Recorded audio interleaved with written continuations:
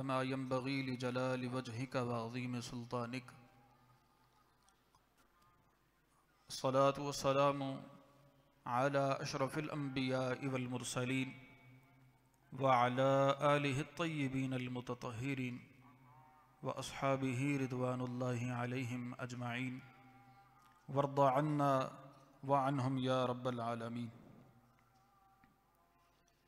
قال الله تبارك وتعالى في القرآن العظيم: بسم الله الرحمن الرحيم. فإذا جاء وعد أولاهما بعثنا عليكم عبادا لنا أولي بأس شديد فجاسوا خلال الديار وكان وعدا مفعولا. صدق الله العظيم وصدق رسوله النبي الكريم الأبي. محترم سامعین گرامی،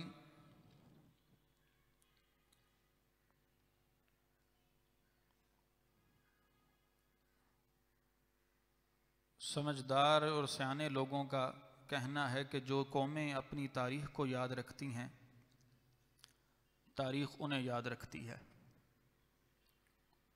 اور جو اپنی تاریخ کو بھلا دیں، تاریخ انہیں بھلا دیتی ہے. دور حاضر میں عرب اسرائیل جنگ کا جو تنازع پیدا ہوا ہے،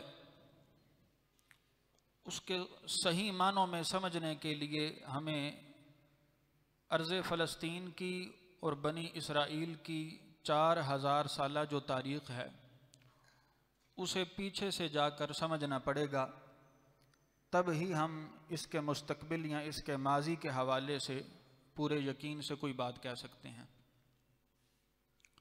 تو آج کی یہ گفتگو اسی تاریخی سرمائے کی بازیافت ہے کہ میں اپنی ہمت کے تحت یہ کوشش کروں گا کہ آپ کو وہ باتیں سمجھا سکوں کہ جو یہود اور مسلمانوں کے مابین اس جدید تنازع کا سبب ہیں. جو ٹائم آپ حضرات کو دیا تھا ہم نے کہ آپ اس وقت تشریف لائیں، ابھی آدھی دنیا جو ہے وہ اس ٹائم سے بالکل غائب ہے. تو بات کو شروع کرنا بالکل آسان ہے، لیکن مسئلہ یہ ہے کہ اگر آپ لوگوں نے پوری بات نہ سنی، ہر بات پچھلی بات سے ایک خاص تعلق رکھتی ہے، تو جو آخر میں آئیں گے ان کو اگلی بات کی سمجھ ہی نہیں آئے گی. لیکن بہرحال وقت ہو چکا ہے تو ہمیں اب اپنا معاملہ شروع کرنا ہے.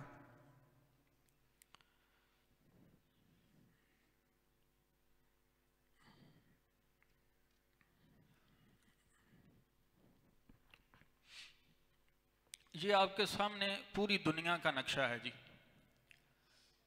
یہ سارا پوری دنیا کا نقشہ ہے. اس نقشے کے اتنے حصے کو اگر قریب سے دیکھا جائے، اسے زوم کیا جائے، تو پھر یہ والا مڈل ایسٹ یہ نقشہ سامنے آتا ہے. اور اس نقشے میں سے اگر صرف اتنے حصے کو زوم کیا جائے، قریب سے دیکھا جائے، تو پھر یہ والا نقشہ سامنے آتا ہے. آپ سب کو یہ نقشے نظر آ رہے ہیں جی؟ اچھا، یہ اسرائیل کا نقشہ ہے جو آج کا اسرائیل ہے، اور یہ بھی اسرائیل ہی کے نقشے ہیں، لیکن آگے جب جدید تاریخ پر میں بات کروں گا تو آپ کو اس کے ساتھ ساتھ یہ ساری باتیں سمجھاتا چلا جاؤں گا. سامعین گرامی، یہ آیت اوپر جو لکھی ہوئی ہے وَلِكُلِّ أُمَّةٍ رَسُولٌ فَإِذَا جَاءَ رَسُولُهُمْ قُضِيَ بَيْنَهُمْ بِالْقِسْطِ وَهُمْ لَا يُظْلَمُونَ، یہ اس بھری ہوئی دنیا کے اندر اللہ جل شانہ فرماتا ہے کہ میں نے ہر جگہ پر پیغمبروں کو بھیجا. کہاں بھیجا جی؟ ہر جگہ پر. میری گفتگو آپ نے یاد رکھنی ہے، میں نے آخر میں نا کسی کو بھی کھڑا کر کے یہ سن لینی ہے بات. میں جو اتنی محنت کر کے آیا ہوں نا، تو اس کا کچھ نہ کچھ صلہ تو مجھے ملنا چاہیے. اچھا، یہ سارا دنیا کا نقشہ ہے. اللہ فرماتا ہے میں نے ہر قوم میں رسول بھیجا جتنی تاریخ ہم سب کو معلوم ہے اس وقت وہ تقریباً انسانیت کی 4,500 5,000 تاریخ جو ہے نا سال کی وہ ہمیں معلوم ہے. آج سے 4,000 سال پہلے کیا ہوا تھا، اس سے پہلے کیا ہوا تھا، اور ان 4,000 5,000 سالوں کے مابین کیا ہوا، یہ تقریباً تاریخ ہمارے سامنے ہے.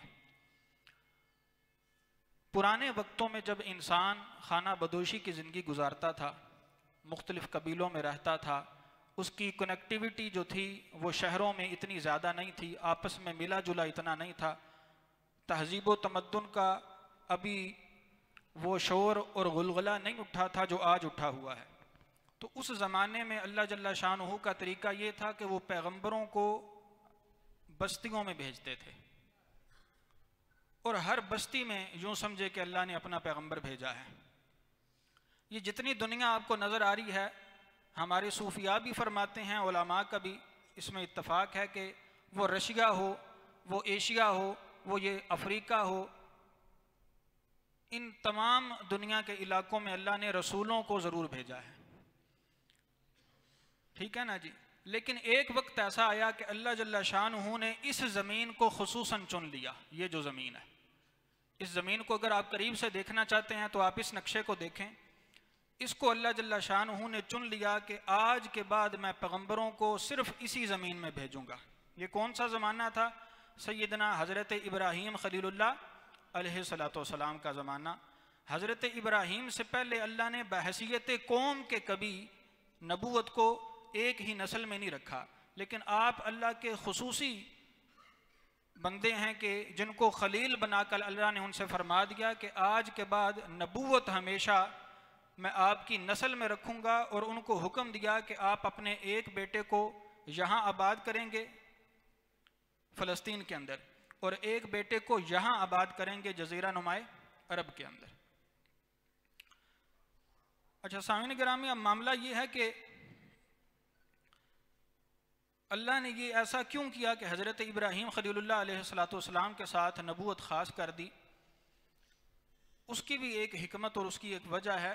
علماء فرماتے ہیں کہ اگر تاریخ کو آپ اپنے سامنے رکھیں تو اس نقشے کی، اس جگہ کی ایک بڑی خاص اہمیت ہے. جب اللہ نے یہ دیکھا کہ انسانیت اب سویلائزڈ ہو گئی ہے، تہذیب و تمدن کا ارتقاء ہو گیا ہے، اور سنٹر میں بیٹھ کر لوگوں کو پیغام پہنچایا جا سکتا ہے، تو اللہ نے پھر ان کی نسل میں نبوت کو خاص کر دیا اور اس زمین کو بنی اسرائیل کے لیے خاص کر دیا.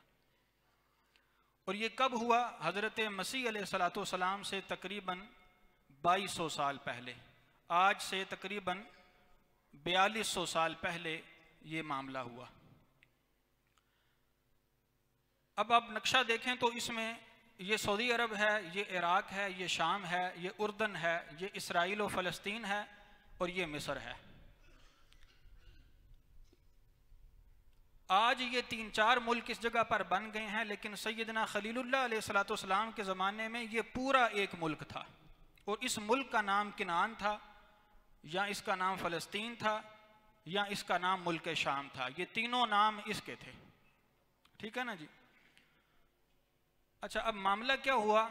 جب ان کو مبعوث کیا اور ان کی قوم میں نبوت رکھ دی، تو آپ سب نے سورہ یوسف میں وہ قصہ سارا پڑھا ہوا ہے کہ حضرت یعقوب علیہ السلام کو جب یہاں آباد کیا گیا تو اس کے بعد ان کے بیٹوں نے سیدنا یوسف علیہ السلام کے خلاف ایک سازش کی، انہیں کنویں میں پھینکا، کنویں سے ہوتے ہوئے وہ مصر پہنچے، اللہ نے انہیں مصر کا تخت عطا کر دیا. پھر پیچھے قحط پڑا تو اس قحط کے سبب انہوں نے اپنے والدین کو بھی اپنے پاس بلا لیا، لہٰذا بنی اسرائیل یہاں سے یہاں ہجرت کر گئے، اور ایک لمبا عرصہ وہ عزت کی روزی یہاں کھاتے رہے، عزت و عظمت کے ساتھ یہاں رہے.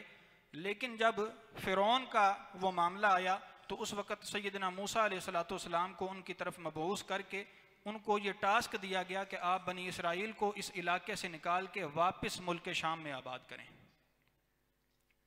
واپس کہاں آباد کریں جی؟ ملک شام میں.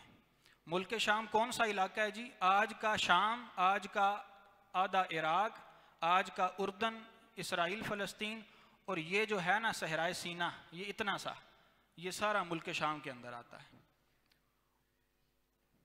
آپ کو میری بات کی سمجھ آ رہی ہے نا جی؟ جی.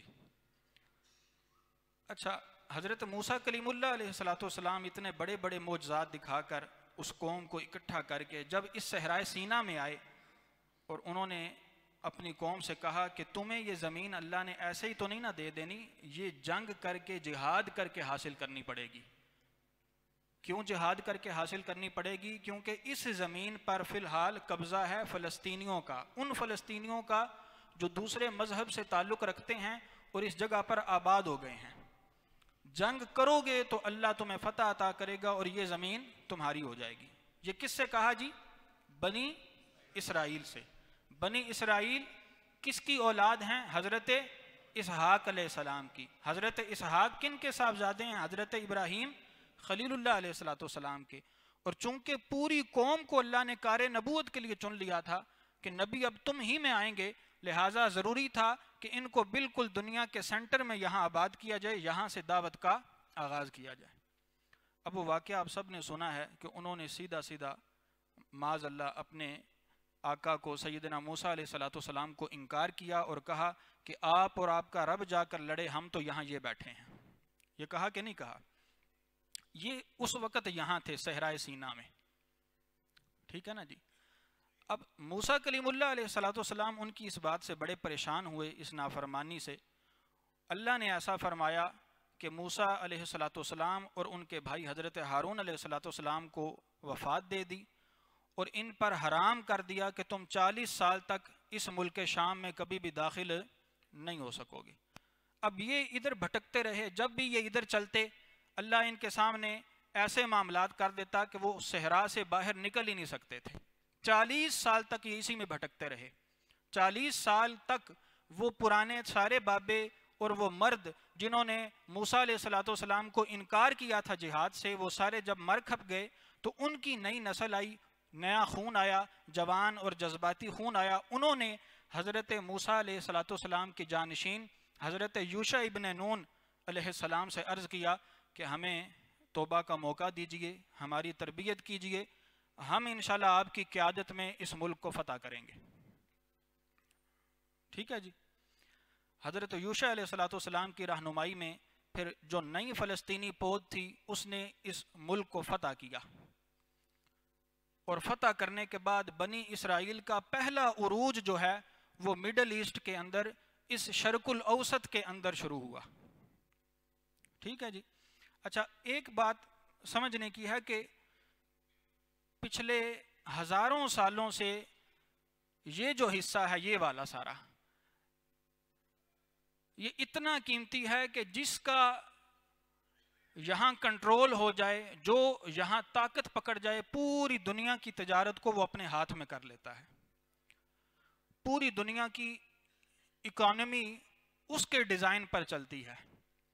پوری دنیا کے اندر وہ اگر ملٹری حوالے سے اس جگہ پر قابض ہو جائے تو پوری دنیا میں وہ سپر پاور بن کے رہتا ہے۔ آپ مثال دیکھ لیں، جب بنو امیہ نے ان علاقوں کو فتح کیا وہ سپر پاور تھے، جب بنو عباس نے ان علاقوں کو فتح کیا وہ سپر پاور تھے، جب سلجوکیوں نے اس علاقے کو فتح کیا وہ سپر پاور تھے، جب آٹومن نے، عثمانیوں نے اس علاقے کو فتح کیا تو وہ سپر پاور تھے۔ اس کی وجہ کیا؟ اس کی وجہ یہ ہے کہ ہندوستان سے لے کر جو سمندری تجارت ہوتی تھی وہ ساری یورپ اور ہندوستان اور ایشیا کو ملانے کے رستے یہی تھے۔ یہ ریڈ سی ہے جسے بحر احمر کہتے ہیں، یہ بحیرہ روم ہے جسے میڈیٹرین سی کہتے ہیں۔ یہ سارا علاقہ تجارت کا اتنا گنجان آباد علاقہ ہے کہ اس پر جس نے قبضہ کر لیا گویا کہ اس نے پوری دنیا کی معیشت پر قبضہ کر لیا۔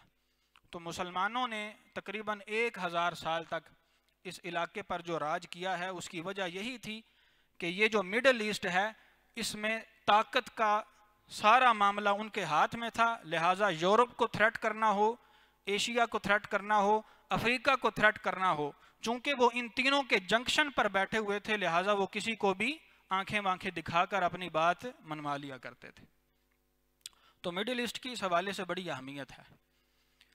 اچھا، حضرت سیدنا موسیٰ کلیم اللہ علیہ السلام کی وفات کے 300 سال کے بعد، کتنے سالوں کے بعد؟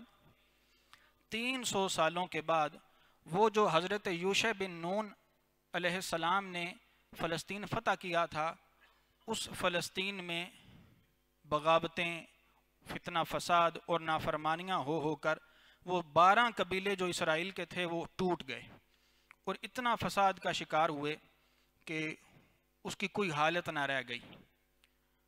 سمجھ آ رہی ہے آپ کو بات کی؟ یہ زمین دوبارہ اوپر کی ایک سلطنت تھی، اس نے ان سے چھین لی اور یہ پھر پیچھے آ کر ادھر بیٹھ گئے اور ذلت اور رسوائی ان کا مقدر بن گئی۔ اب فلسطینیوں نے یعنی بنی اسرائیل نے دوبارہ عرض کیا حضرت سموئیل علیہ السلام سے، جو ان کے اس وقت کے پیغمبر تھے، کہ جناب ہمیں دوسری دفعہ ایک دفعہ موقع دیں آپ کہ ہم اس ارض مقدس کو دوبارہ فتح کریں۔ تو حضرت سموئیل جو تھے رضی اللہ تعالیٰ عنہ، وہ جانتے تھے کہ یہ کتنے نافرمان ہیں، کتنے ہٹ درم ہیں۔ انہوں نے ان سے کہا کہ ایسا نہ ہو کہ میں اللہ سے درخواست کروں جہاد کی تو تم جہاد پھر چھوڑ دو، میری نافرمانی کرو۔ انہوں نے کہا جی نہیں، ہم نہیں ایسا کریں گے۔ تو حضرت سموئیل علیہ السلام نے طالوت علیہ السلام کو ان پر بادشاہ بنا دیا۔ اب طالوت جو تھے وہ چھوٹے سے قبیلے سے تعلق رکھتے تھے، مال گودام بھی ان کے پاس نہیں تھا، بینک بیلنس بھی ان کا نہیں تھا، فیملی بھی ان کی چھوٹی سی تھی۔ تو بنی اسرائیل کی اکثریت نے ان پر اعتراض کر دیا کہ یہ چھوٹے سے گھر کا بندہ، یہ چھوٹی سی فیملی کا بندہ آپ ہمارے اوپر بادشاہ بنا رہے ہیں۔ تو انہوں نے فرمایا کہ بھائی میں نے تو پہلے ہی کہا تھا کہ تم نافرمانی کرو گے۔ بہرحال ایک جماعت نے اصرار کیا کہ جناب ہمیں موقع دیں، ان گدوں کو چھوڑیں، آپ ہمیں موقع دیں، ہم ان کے پیچھے اسرائیل کو فتح کریں گے، یہ ارض مقدس جو ہے فلسطین کی۔ اچھا، طالوت علیہ السلام نے حملہ کیا، جالوت سے مقابلہ ہوا اور وہ جیت گئے، اور اس طرح یہ سارا علاقہ طالوت علیہ السلام نے دوبارہ فتح کر لیا۔ اچھا، عین معرکے کے اندر ایک بڑا اہم واقعہ ہوا۔ وہ واقعہ یہ تھا کہ جالوت جو تھا مقابل فوج کا، اس نے آ کر دعوت مبارزت دی۔ جب دو فوجیں آپس میں کھڑی ہوتی ہیں نا آمنے سامنے، تو ان میں سے دو دو یا تین تین بندے باہر آ کر دعوت دیتے ہیں کہ کوئی ہے جوان جو ہمارے ساتھ مقابلہ کرے۔ تو اس نے آ کر باہر دعوت دی تو اسرائیلیوں میں سے کوئی بھی باہر نہ نکلا۔ تو اس وقت اسرائیلی فوج میں حضرت داؤد علیہ السلام کے بھائی تھے، وہ ان کو کھانا دینے کے لیے آئے ہوئے تھے۔ تو حضرت داؤد نے جب دیکھا کہ یہاں کوئی بندہ جالوت کے مقابلے پر نہیں جا رہا، تو انہوں نے طالوت سے کہا کہ آپ مجھے اجازت دیں، میں اس سے مقابلہ کرتا ہوں۔ تو طالوت نے ان سے کہا کہ آپ تو مستقل فوج کے سپاہی نہیں ہیں۔ تو ایک دفعہ انہیں پاؤں سے لے کر سر تک غور سے دیکھا کہ آپ یہ کیسے کریں گے؟ تو حضرت داؤد علیہ السلام نے کہا کہ میں بکریاں چراتا ہوں، جب کوئی بھیڑیا یا شیر میری بکریوں کو اچکنے کے لیے آتا ہے تو میں تو اس کا بھی جبڑا توڑ دیتا ہوں، تو میں جالوت کے ساتھ کیسے مقابلہ نہیں کر سکتا۔ تو طالوت علیہ السلام نے جب دیکھا کہ ان کی اتنی ہمت ہے، اتنی جرت ہے، اتنا عزم ہے، انہوں نے کہا ٹھیک ہے آپ جا کر لڑیں۔ تو انہوں نے جاتے ہی کشتی لڑی اور جالوت کو گرا کر اس کا کام تمام کر دیا۔ اب حضرت داؤد علیہ السلام اور طالوت علیہ السلام سے خلافت راشدہ کا آغاز ہوتا ہے۔ بنی اسرائیل کی جو خلافت راشدہ ہے نا، اس کا آغاز داؤد علیہ السلام اور طالوت علیہ السلام سے ہوتا ہے، اور وہ خلافت راشدہ تقریباً 94 سال تک اس سرزمین میں بنی اسرائیل کی قائم رہی۔ کتنے سال؟ 94 سال۔ 94 سال میں پہلے طالوت، پھر حضرت سلیمان، پھر حضرت داؤد، پھر حضرت سلیمان، یہ 3 بادشاہ ہوئے، اور ان کی جو کل سلطنت تھی وہ اتنی تھی، اس سے زیادہ حصہ حضرت سلیمان علیہ السلام نے فتح نہیں کیا۔ اب آپ حیران ہوں گے کہ ان کے پاس تو اتنی پاور تھی کہ جن ان کے تابع تھے، ہوائیں ان کے تابع تھیں، تو پھر انہوں نے اس سے زیادہ زمین کو فتح کیوں نہیں کیا؟ اس کی وجہ یہ ہے کہ انبیاء کا مشن زمینیں فتح کرنا نہیں ہوتا، انبیاء کا مشن دعوت دینا ہوتا ہے۔ قریب کی جو اوپر کی سلطنتیں تھیں اور نیچے کی، ان کو انہوں نے اپنے تابع کر لیا اور ان سے وہ جزیہ لیتے تھے، اور دنیا کی کسی سلطنت پر حضرت سلیمان علیہ السلام نے خود ہی حملہ نہیں کیا۔ ٹھیک ہے نا جی؟ اب جب یہ 94 سال گزرے، حضرت سلیمان علیہ السلام کی وفات ہوئی، تو پھر کیا ہوتا ہے کہ یہ جو مڈل ایسٹ ہے، اس میں بنی اسرائیل نے وہی پرانا فتنہ فساد شروع کر دیا جو ان کے خون میں رچ بس گیا تھا۔ ان کی وفات کے فوراً بعد یہ سلطنت اسرائیل کی جو ہے، اس کو اگر زوم کریں نا اتنے حصے کو، تو یہ والا حصہ بنتا ہے۔ تو یہ جو سلطنت تھی اسرائیلیوں کی، یہ دو حصوں میں تقسیم ہو گئی۔ اوپر والا حصہ، شمالی حصہ، یہ اسرائیل کہلاتا تھا، اور جنوبی حصہ یہودا کہلاتا تھا۔ انہوں نے آپس میں تقسیم کر لیا اس کو۔ اچھا، 437 سالوں کے بعد، کتنے سالوں کے بعد؟ 437 سال کس حساب سے؟ حضرت سلیمان علیہ السلام دے، بالکل بزرگاں نے بالکل صحیح گل بجی، تے حضرت موسیٰ علیہ السلام دے اعتبار نال تقریباً 750 سال بعد، ٹھیک ہے نا؟ تو 437 سال کے بعد ان میں اتنی زیادہ خرابی آ گئی کہ انہوں نے شیطان کی عبادت کرنا شروع کر دی، اور قربانی بھی جو وہ کرتے تھے وہ شیطان کے آگے کرتے تھے، یعنی وہ بت بنائے ہوئے تھے نا، ان بتوں کے آگے قربانی کرتے تھے، اور انبیاء کو یہ قتل کرتے تھے۔ تو اس وقت پھر کیا ہوا؟ اس وقت اللہ نے یہ پہلے ہی ان کو بتایا ہوا تھا، آیت میں نے وہ اوپر لکھوائی ہوئی ہے، آپ اس آیت کو دیکھیں۔ فَإِذْ جَاءَ وَعْدُ أُولَاهُمَا بَعَثْنَا عَلَيْكُمْ عِبَادًا لَنَا أُولِي بَأْسٍ شَدِيدٍ فَجَاسُوا خِلَالَ الدِّيَارِ وَكَانَ وَعْدًا مَفْعُولًا۔ جب ہمارے وعدے کا وقت آیا، وعدہ کیا تھا؟ وعدہ یہ تھا کہ اے بنی اسرائیل، اگر میرے نبیوں کی اطاعت کرو گے، ان کے فرما بردار رہو گے، ان کی عزت و توقیر کرو گے، تو دنیا میں تمہیں سپر پاور بنا کے رکھوں گا، لیکن اگر تم نے ان کی اطاعت نہ کی تو تم پر ایسے لوگوں کو مسلط کریں گے ہم کہ جو تمہیں چن چن کے ماریں گے۔ کیا کریں گے جی؟ چن چن کے ماریں گے۔ اچھا، کس بندے کو اللہ نے پھر ان پر مسلط کیا؟ یہ ہے عراق۔ یہاں ایک شہر تھا بابل کا۔ اس وقت پوری دنیا میں 4 بڑی تہذیبیں تھیں، 4 سویلائزیشن تھیں۔ ایک تھی مصر کے اندر، اسے کہتے ہیں ایجپٹ سویلائزیشن۔ ایک تھی ہندوستان کے اندر، اسے کہتے ہیں ہڑپا سویلائزیشن۔ ایک تھی چائنا کے اندر، اسے کہتے ہیں چائنیز سویلائزیشن۔ اور ایک تھی بیبیلونین سویلائزیشن عراق کے اندر۔ بیبیلونین سویلائزیشن کا بادشاہ تھا بخت نصر، جسے انگریزی میں نبوکٹ نظر کہتے ہیں۔ نبوکٹ نظر کو اللہ جل شانہ نے ان پر مسلط کیا۔ کیسے مسلط کیا؟ پہلے یہودیوں نے اس کے خلاف تھوڑی سی بغاوت کی تو اسے غصہ آ گیا، اب وہ اتنی بڑی فوج لے کر آیا، ظاہر ہے اللہ کا عذاب بن کے اس نے آنا تھا نا، وہ اتنی بڑی فوج لے کر آیا کہ اس نے فلسطین کی اینٹ سے اینٹ بجا دی۔ حضرت سلیمان علیہ السلام کی بنائی ہوئی وہ بڑی مسجد جسے ہیکل سلیمانی کہتے ہیں، اسے اس کی بنیادوں سے بھی اس نے اکھاڑ دیا، پورا شہر تہس نہس کر دیا۔ 6 لاکھ یہودیوں کو قیدی بنا کر اپنے ملک میں لے گیا، باقیوں کو اس نے قتل کر دیا۔ اور اسے تاریخ میں بیبیلونین ایگزائل کہتے ہیں کہ اس زمانے میں یہودیوں پر وہ ظلم ہوا کہ یوں سمجھیں جیسا ہٹلر نے کیا ہے نا، ویسا ہی ظلم اس بخت نصر نے ان کے اوپر کیا۔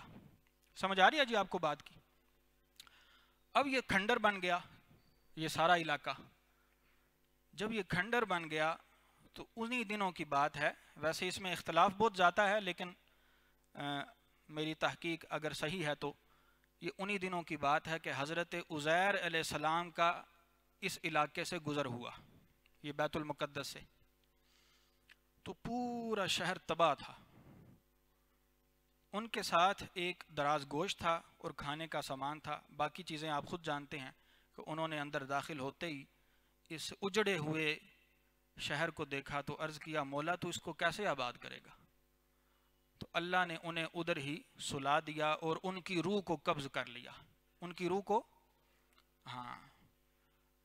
ان کی روح کو قبض کر لیا۔ اب یہ بات یہاں سٹاپ کر کے میں آگے چلتا ہوں۔ عراق میں وہ غلام بنا کر یہودیوں کو لے گیا، 60 سال تک وہاں رہے ان کی غلامی کے اندر، اور اس نے ان سے وہ کام کروائے کہ جو آپ کو بیان بھی نہیں کیے جا سکتے۔ اچھا، 60 سال توبہ کرتے رہے یہودی کہ اے اللہ ایک دفعہ معاف کر دے، آئندہ ہمیں تیرے کسی نبی کی قیادت میں موقع ملا تو ہم ایسے کام نہیں کریں گے۔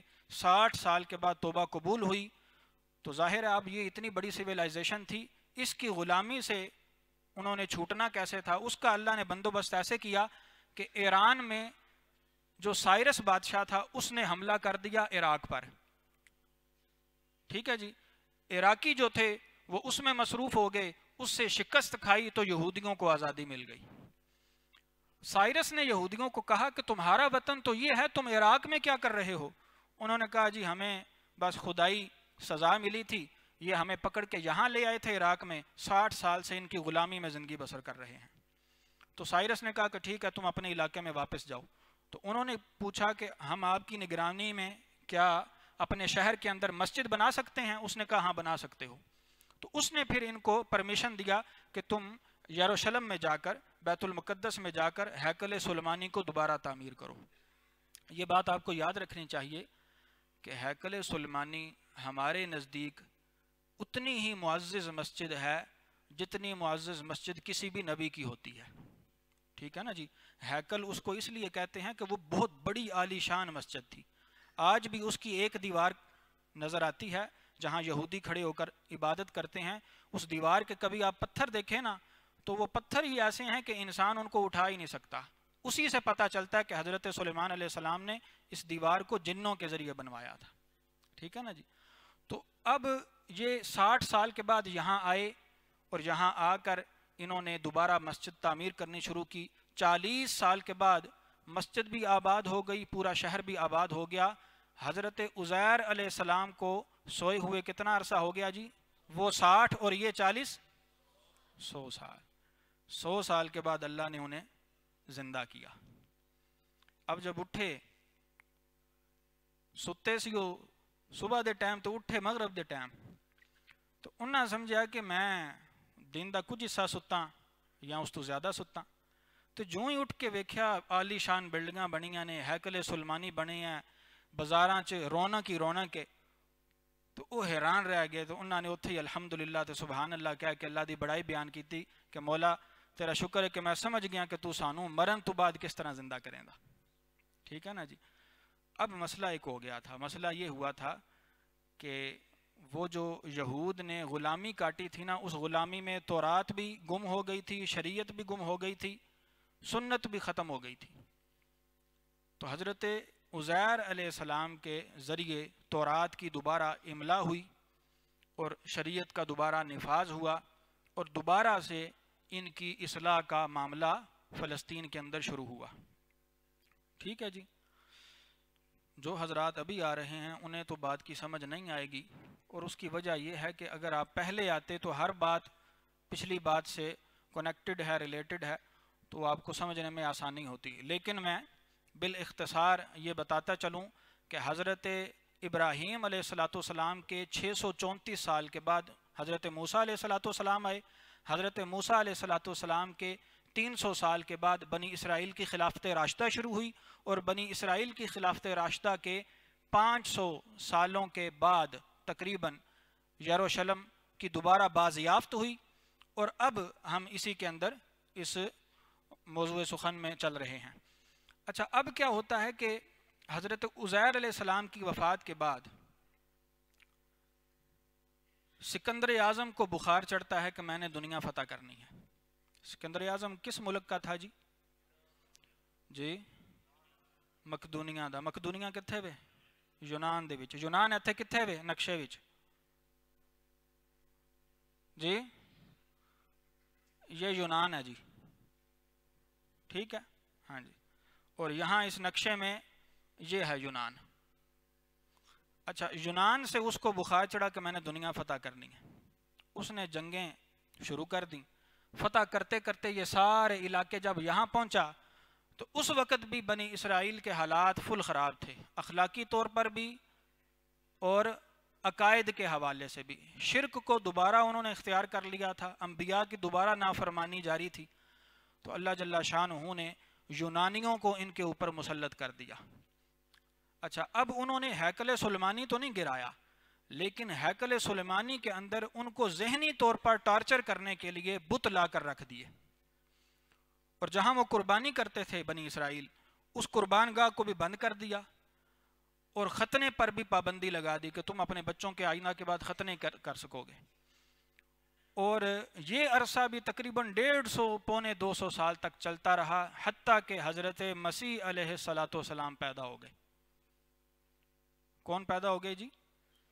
حضرت سیدنا عیسیٰ بنت مریم علیہ الصلاۃ والسلام۔ اب یہاں ایک بات بڑے سمجھنے کی ہے کہ حضرت عیسیٰ علیہ الصلاۃ والسلام کی پیدائش کے وقت یروشلم کے اندر یعنی فلسطین کے اندر یونانیوں کی حکومت تھی۔ کن کی حکومت تھی؟ یونانیوں کی۔ یونانیوں کا مذہب بنی اسرائیل کے مذہب کے ساتھ میچ کھانے والا تو نہیں تھا، لیکن انہوں نے یہودیوں کو آزادی دی ہوئی تھی کہ تم اپنے مذہب کے مطابق جو چاہے کر سکتے ہو۔ اس زمانے میں بنی اسرائیل کے جتنے بھی بڑے بڑے فقیہ تھے، فریسی تھے، بڑے بڑے روحانی پیشوا تھے، انہوں نے مال گودام ٹھیک کٹھا کر کے اپنا جو بینک بیلنس ہے نا اسے پر کیا ہوا تھا۔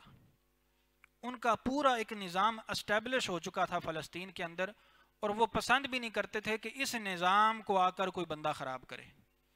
اب جو ہی حضرت مسیح علیہ الصلوۃ والسلام نے اپنی دعوت کا آغاز کیا تو انہوں نے ان سے کہا، ان سارے فریسیوں سے، یہودی فریسیوں سے، کہ تم لوگ ظالم کا ساتھ دیتے ہو، امیر بندہ چوری کرے اس کے ہاتھ نہیں کاٹتے، غریب چوری کرے اس کا ہاتھ کاٹ دیتے ہو، امیر زنا کرے پیسے لے کر چھوڑ دیتے ہو، غریب زنا کرے اس پر حد جاری کرتے ہو۔ یہ کیا ماجرا ہے کہ تم اونٹوں کو نگل جاتے ہو، مچھر کو چھاننے لگ جاتے ہو؟ یہودی حضرت عیسیٰ علیہ الصلوۃ والسلام کے مخالف ہو گئے، ان کے دشمن بن گئے۔ حالانکہ حضرت عیسیٰ علیہ السلام سے پہلے حضرت یحییٰ علیہ السلام نے یہ بشارت دی تھی کہ میرے بعد مسیح آئے گا جو آ کے نئی روح پھونکے گا۔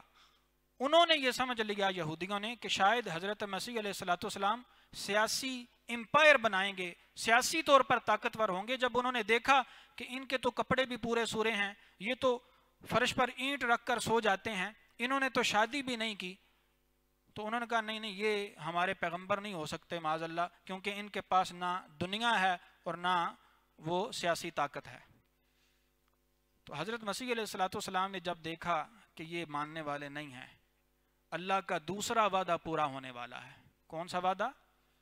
اسی آیت کے آگے جو آیت ہے نا اس میں اللہ نے ارشاد فرمایا کہ میں نے پھر ان پر سخت بندے مسلط کر دیے۔ اب کیا ہوا؟ اب یہودیوں نے معاذ اللہ ثم معاذ اللہ حضرت عیسیٰ علیہ الصلوۃ والسلام پر گندے الزامات لگا کر انہیں یونانیوں کی عدالت میں صلیب چڑھانے کے لیے پیش کر دیا۔ اب جو یونانی تھے انہوں نے کہا کہ بھائی یہ تو آپ کے لوگوں کا کلیم ہے کہ یہ آپ کے پیغمبر ہیں، ہمیں تو کوئی مسئلہ نہیں ہے کہ ہم ان کو صلیب دے دیں، لیکن پھر بھی تم ایک دفعہ سوچ لو۔ انہوں نے کہا نہیں آپ ان کو صلیب دیں۔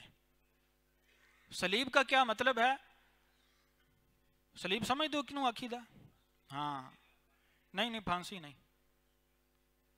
کوئی بچہ دس سکتا ہے جی صلیب کنوں عقیدہ؟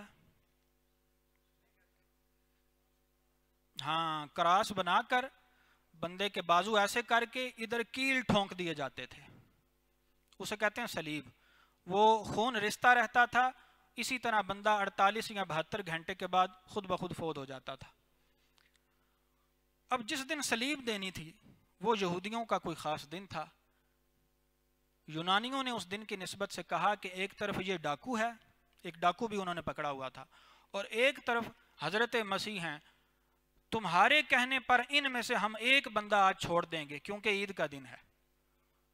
تو پتہ ہے ان بدبختوں نے کیا کہا؟ انہوں نے کہا ڈاکو کو چھوڑ دو، ان کو نہ چھوڑنا۔ تو حضرت مسیح علیہ الصلوۃ والسلام نے ایک رات پہلے یہ خبر دے دی تھی کوہ زیتون پر کھڑے ہو کر۔ یہ جو قرآن کریم میں سورہ ہے نا والتین والزیتون، اس پہاڑ پر کھڑے ہو کر انہوں نے پیشگوئی کر دی تھی کہ جب میں اٹھا لیا جاؤں گا تو میرے بعد اینٹ پر اینٹ اور پتھر پر پتھر بھی نہیں رہے گا، یعنی تمہاری وہ درگت بنے گی کہ جو تمہارے وہم و گمان میں بھی نہیں ہوگی۔ حضرت مسیح علیہ الصلوۃ والسلام کے 40 سال کے بعد، کتنے سال کے بعد؟ 40 سال کے بعد یونانی جرنیل تیتس جو تھا اس نے ان پر حملہ کیا اور دوبارہ ہیکل سلیمانی کی اینٹ سے اینٹ بجا کے رکھ دی۔ دوبارہ ان کا اتنا قتل عام کیا کہ قتل عام کرنے کے بعد انہیں غلام بنا لیا۔ پھر کچھ عرصہ گزرا تو جو یہودی اس جگہ پر آباد تھے ان کو جبرن جلا وطن کر دیا کہ اب کبھی بھی تم اس زمین پر آ کر نہیں رہ سکتے جب تک ہم ہیں۔ یہ پھر کہاں گئے؟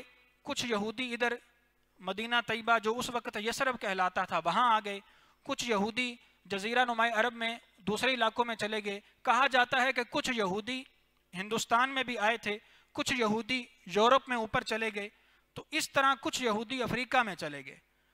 تب سے لے کر آقا دو جہاں صلی اللہ علیہ وآلہ وسلم کی بعثت تک پورے 530 سال تک یہود کا معاملہ اسی طرح رہا. ٹھیک ہے جی، اسے کہتے ہیں جیوش ڈائسپورا، جبری جلا وطنی.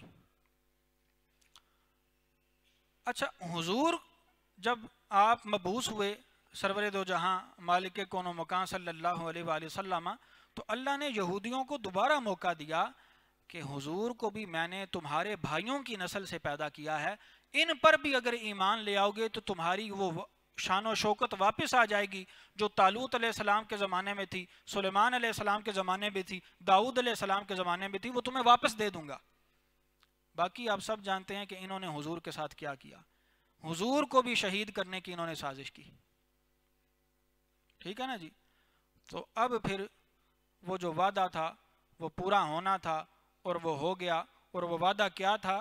سورہ آل عمران کے اندر اللہ نے اسے بالکل واضح ارشاد فرمایا ہے کہ میں مسیح علیہ السلام کے ماننے والوں کو قیامت تک تم پر فوقیت دوں گا.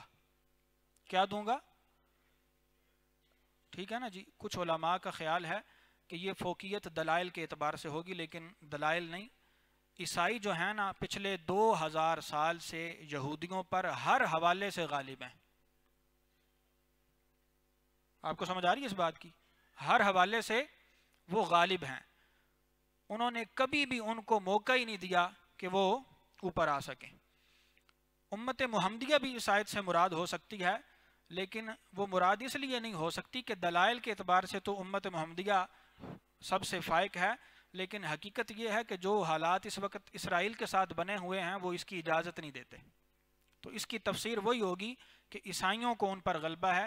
یہ سچ ہے کہ آج تک یہودی کبھی بھی عیسائیوں کی محتاجی کے بغیر کبھی بھی کھڑے نہیں ہو سکے. اچھا، یہ تو تاریخ ساری میں نے آپ کو سنائی ہے، پرانی تاریخ کہ حضرت ابراہیم علیہ السلام سے لے کر مسیح علیہ السلام تک 2200 سال بنتے ہیں. ان سالوں میں یہود کی تاریخ کیا تھی وہ میں نے آپ کو سنا دی کہ ان کا دور عروج سب سے شاندار جو تھا وہ ان کی خلافت راشدہ تھی، جو خلافت راشدہ حضرت داؤد علیہ السلام اور حضرت سلیمان علیہ السلام کے عہد میں تھی. اچھا، اب ہوتا یہ ہے کہ آقا دو عالم صلی اللہ علیہ وآلہ وسلم آپ کے ساتھ اللہ نے اور آپ کے صحابہ کے ساتھ یہ وعدہ کیا کہ آپ جب میرے دین کی ترویج و اشاعت کریں گے تو میں دنیا میں آپ کو غلبہ عطا کروں گا. آقا کریم صلی اللہ علیہ وآلہ وسلم اس جزیرہ نماء عرب کو اپنی اس دنیاوی زندگی کے اندر فتح کر کے چلے گئے تھے، یہ پورا کا پورا جزیرہ. جب حضور نے ظاہری وصال فرمایا تو خلافت اس وقت مدینہ میں تھی. خلفائے راشدین نے یہ سارا علاقہ جو عراق کہلاتا ہے، اردن، شام، مصر، ٹھیک ہے جی، ترکی کا یہ والا حصہ، ایران سارے کا سارا، آدھا افغانستان، پاکستان کا بلوچستان، یہ ساری دنیا صحابہ کرام رضوان اللہ علیہم اجمعین نے فتح کر لی. میں نے آپ کو پہلے بتایا ہے کہ یہ جو سمندر ہے نا، بحیرہ روم، میڈیٹرینین سی اسے کہا جاتا ہے، اس پر جس بھی طاقت کا قبضہ ہو جائے سمجھیں کہ وہ سپر پاور بن کے رہتا ہے، سپر پاور بن کے رہتا ہے. تو 1000 سال تک مسلمانوں نے پوری دنیا کا جتنا بھی آباد حصہ ہے اس پر حکومت کی ہے. کیا کیا جی؟ حکومت کی ہے. یہ جو نقشہ سب سے آخر میں بنا ہے یہ سلطنت عثمانیہ کا ہے. آپ یہ دیکھیں کہ اس ایک سلطنت کے اندر 20 سے 22 ملک آتے ہیں. مصر اس کے اندر آتا ہے، لیبیا اس کے اندر آتا ہے، مراکش اس کے اندر آتا ہے، اوپر اردن، شام، بلغاریہ اور یہ اوپر کے بھی جتنے کنٹریز ہیں وہ اس کے اندر آتے ہیں، حتیٰ کہ روس کی سرحدیں ان تک سلطنت عثمانیہ کا پھیلاؤ ہو گیا تھا. تو اس امت نے تقریباً 1000 سال تک حکومت کی ہے مڈل ایسٹ کے اندر. ایک ایسی زمین پر حکومت کی ہے جو دنیا پوری کا مرکز تھا. اب آپ کے ذہن میں یہ سوال آ سکتا ہے کہ یہ جو تھا امریکہ، اس کی آپ نے کوئی بات نہیں کی. امریکہ کی بات اس لیے نہیں کی کیونکہ امریکہ 15ویں صدی تک دریافت بھی نہیں ہوا تھا. انسان یہاں بھی آباد تھے، لیکن ان انسانوں کا اس دنیا کے انسانوں کے ساتھ کوئی تعلق نہیں تھا. تو جب امریکہ دریافت ہوا تو پھر یورپین اقوام نے ظاہر ہے کہ وہاں اپنے معاملات کیے. امریکہ کے علاوہ جتنی بھی دنیا تھی وہ دنیا مسلمانوں کے آگے بالکل خس و خاشاک تھی. اور یہ حقیقت ہے کہ سلطان سلیمان ذیشان جو تھا اس کی پاور اتنی زیادہ تھی کہ اس سمندر کے اندر اس کے 3-4 جہاز بھی اگر چل رہے ہوتے تھے تو یورپین کنٹریز کو بالکل جرت نہیں پڑتی تھی کہ وہ اس کے جہازوں کے سامنے اپنے جہاز بغیر اجازت کے لے آئیں. لیکن اب مسئلہ شروع ہوتا ہے جی جدید فلسطینی تاریخ کا. تو اب تک جو میں نے آپ کو بتایا ہے اس میں سے اگر کسی شخص نے کوئی سوال کرنا ہو تو وہ سوال کر سکتا ہے.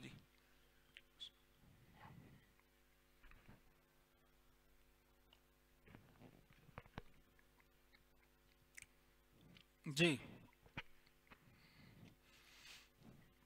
سوال کرنے کا مطلب ہے کہ تساں میری گل سنی ہے.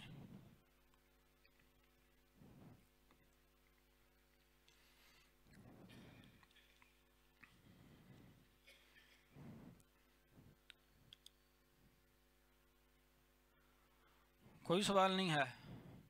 میں سوال کر لواں.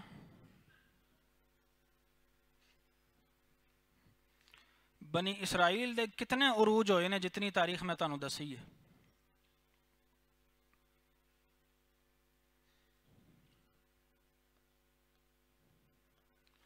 ایک عروج حضرت موسیٰ علیہ السلام کے فوراً بعد چند سالوں کا، پھر ایک عروج حضرت طالوت علیہ السلام کے زمانے میں، پھر ایک عروج حضرت عزیر علیہ السلام کے زمانے میں، وہ بھی تھوڑا سا تھا. سمجھ آ رہی ہے آپ کو؟ ان کی خلافت راشدہ کتنے سالوں کی ہے؟ 94 سالوں. کرما لیو بولیا کرو، کیڑا کوئی اتنے نے کسی نے کھا لینا تانوں، بولنا چاہیے بندے نوں. اچھا ہن جدید جڑی صورتحال ہے اس اتنے میں گل کرن لگا. ہن تسی نقشہ غور نال تکنا ہے. یہ سارے نقشے فلسطین تے اسرائیل دے نے، 1 2 3 4 5 تے 6. 1948 دے وچ فلسطین دا نقشہ اے سی، اے پیلا رنگ جتنا ہے نا یہ سارا فلسطین سی. ٹھیک ہے جی. ہویا اس طرح کہ 1897 دے وچ 1857 میں یہودیوں کی ایک میٹنگ ہوئی سوئٹزرلینڈ کے اندر. کہاں ہوئی؟ سوئٹزرلینڈ کے اندر. تو انہوں نے یہ طے کیا کہ ہمارا بھی وطن ہونا چاہیے، جس طرح دوسری قوموں کے وطن ہیں ہمارا بھی ایک وطن ہونا چاہیے. تو انہوں نے ڈیسائیڈ کی 4 جگہیں. کتنی جگہیں؟ 4 جگہیں. یہ بہت کم لوگوں کو پتا ہے کہ انہوں نے کتنی جگہیں ڈیسائیڈ کی تھی وطن کو چننے کے لیے. ایک جگہ انہوں نے یہاں کر کے چنی تھی افریقہ کے اندر. ٹھیک ہے جی. ایک جگہ انہوں نے یہ مڈغاسکر کا جزیرہ ہے یہ چنا تھا. ٹھیک ہے جی. ایک جگہ انہوں نے آسٹریلیا کے اوپر یہاں چنی تھی، اور ایک جگہ انہوں نے یہاں یہ اسرائیل کو چنا تھا. یہ 4 جگہیں انہوں نے چنی کہ جہاں بھی قابل عمل ہوا وطن بنانا ہم وہاں وطن بنائیں گے. ٹھیک ہے جی.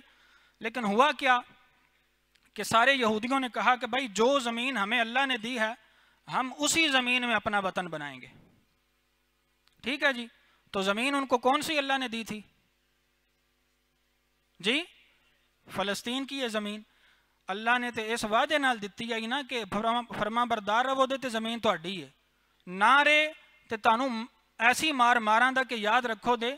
لیکن انہاں کیا نہیں جی 2000 سال پرانی زمین ساڈی ہے، ساڈی نسل دا حق ہے اتھے آباد ہون دا. لہٰذا انہوں نے یہ فیصلہ کر لیا کہ ہم اس اسرائیل میں آ کر آباد ہوں گے. اچھا یہ فیصلہ ہو گیا، ٹھیک ہے، فیصلے تو ہو جاتے ہوتے ہیں، لیکن اس کی امپلیمنٹیشن کیسے ہوئی، قابل عمل اسے کیسے بنایا گیا؟ وہ ایسے کہ 1940 میں دوسری جنگ عظیم شروع ہو گئی. جرمنی میں جو ہٹلر تھا اس نے جنگ کا آغاز کر دیا اور جرمنی کے ساتھ جو اس کا اتحادی تھا وہ آسٹریا ہنگری اور سلطنت عثمانیہ تھی. یہ ہے جرمنی. یہ جرمنی اس زمانے میں پھیل کر اتنا بڑا ہو گیا تھا، اور یہ جرمنی کے نیچے یہ جو جگہ ہے یہ آسٹریا ہے، یہ ہنگری ہے. تو ترکی نے یعنی سلطنت عثمانیہ اس نے یہ فیصلہ کیا کہ یہ پہلی جنگ عظیم کی بات ہے، دوسری کی نہیں. اس نے یہ فیصلہ کیا کہ ہم سینٹرل پاور کا ساتھ دیں گے یعنی جرمنی کا. اب فرانس اور برطانیہ کو اس پر بڑا غصہ آیا کہ مسلمانوں نے جرمنی کا ساتھ کیوں دیا ہے. لہٰذا جب وہ جنگ جیت گئے تو سلطنت عثمانیہ کے حصے بکھرے کرنے کے بارے میں وہ پوری پلاننگ برطانیہ کر چکا تھا جو اس نے پہلے سے سوچ رکھی تھی. اس نے پھر کیا کیا کہ اس کے ایک وزیر نے راتھ چائلڈ ایک یہودی فیملی ہے اسے خط لکھا اور کہا کہ ہم نے فیصلہ کر لیا ہے کہ ترکی کو ہم مزہ چکھائیں. اور اس کو ہم مزہ کس طرح چکھائیں گے؟ اس علاقے میں ہم آپ کو ایک وطن بنا کر دیں گے اور اس میں آپ اپنی ریاست میں فل آزاد ہوں گے. تو یہودی تو سارے خوش ہو گئے. تو اس طرح پھر 1948 میں انہوں نے جہاز بھر بھر کر باہر سے یہودیوں کو لا کر اس جگہ پر آباد کیا. یہاں آپ کو ایک دلچسپ بات بتاؤں کہ جب فلسطینیوں نے احتجاج کیا کہ ہم ہزاروں سالوں سے یہاں رہتے ہیں، آپ باہر سے یہودیوں کو لا کر ہماری زمینوں پر آباد کیسے کر سکتے ہیں، تو ان کا ساتھ اس وقت خود عرب دنیا نے بھی اتنا زیادہ نہیں دیا. ٹھیک ہے نا جی. اور UNO اقوام متحدہ نے یہ والا نقشہ پاس کیا، یہ والا، کہ یہ پیلا پیلا حصہ فلسطین کو ملے گا، یہ گرین گرین حصہ اسرائیل کو ملے گا. اب اس نقشے میں مسئلہ یہ تھا، فلسطینیوں نے اعتراض کیا کہ ہمیں اگر ایک فلسطینی علاقے سے دوسرے فلسطینی علاقے میں جانا پڑے تو ہمیں بار بار اسرائیل میں سے ہو کر گزرنا پڑتا ہے، تو یہ تو ہمارے ساتھ زیادتی ہے. لیکن UNO نے ان کی کوئی بات نہیں سنی، یہ نقشہ پاس کر دیا. جو ہی یہ نقشہ پاس ہوا اور یہودیوں کی آمد شروع ہوئی تو فلسطینیوں نے بندوقیں اکٹھی کرنی شروع کر دیں کہ اب ہم جہاد کریں گے. لیکن المیہ دیکھیں کہ بیچارے فلسطینیوں کے پاس جو بندوقیں تھیں وہ بالکل معمولی درجے کی تھیں. ان کی کوئی لیڈرشپ بھی نہیں تھی، ان کی کوئی سینٹرل پاور بھی نہیں تھی، ان کی کوئی باقاعدہ فوج بھی نہیں تھی. جبکہ جو یہودی ہجرت کر کے اس جگہ پر آ رہے تھے یہاں، وہ سارے دوسری جنگ عظیم میں اسلحہ استعمال کرنا جانتے تھے. سمجھ آ رہی ہے آپ کو بات کی؟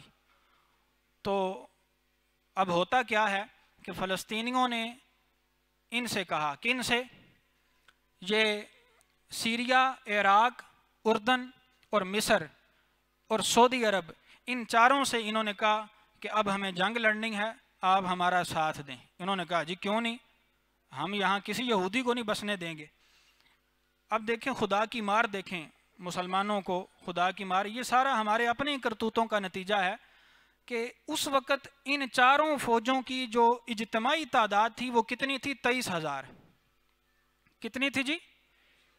23,000. مسلمانوں کے پاس 75 ایئر فورس کے جہاز تھے 1948 میں، 140 توپیں تھیں، 300 فوجی گاڑیاں تھیں اور تقریباً 40 ٹینک تھے جو گراؤنڈ پہ جا کر لڑ سکتے تھے. جبکہ فلسطینیوں کے پاس ان میں سے کچھ بھی نہیں تھا. وہ یہودیوں کے پاس ان میں سے کچھ بھی نہیں تھا.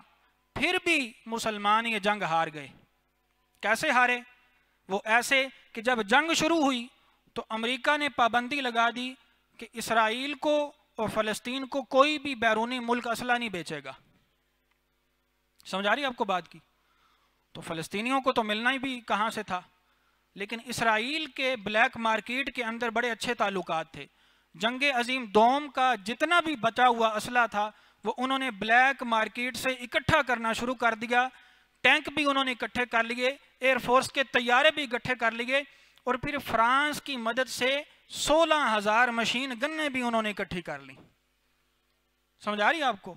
شروع میں تو اردن نے بڑا جرت کا کام کیا، بیت المقدس کو فتح کر لیا، اور ادھر سے مصری فوج بھی آدھا اسرائیل فتح کر چکی تھی، لیکن جب 4-5 مہینوں کے بعد اسرائیلیوں کے پاس بلیک مارکیٹ کا سارا اسلحہ آیا، تو چونکہ ان کے سپاہی ویل ٹرینڈ تھے، گراؤنڈ پر لڑنا جانتے تھے، پائلٹس بھی بہت زیادہ تعلیم یافتہ تھے، تو انہوں نے پھر جوابی کارروائی شروع کی، اور جوابی کارروائی کرتے ہوئے جناب اسرائیل کی فوج کو صحرائے سینا سے پیچھے دھکیل دیا، اور جو شامی فوج تھی اسے ادھر گولان ہائٹس کے پاس دھکیل دیا۔